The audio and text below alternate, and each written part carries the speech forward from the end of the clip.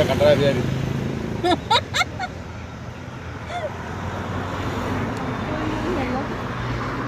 Video பண்ணுறதுக்கு போய் சொல்லுமா என்ன பண்ணுறது, கலர் மட்டும் மிக்ஸ் பண்ணி கொடுக்குறாங்க, மிக்சி இல்லை ஒன்றுமே இல்லை.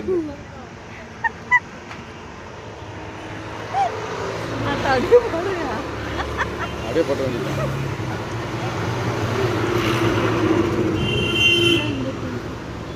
காப்பி வைக்கணும்னா பச்சை தண்ணியை கொடுக்குறாங்க.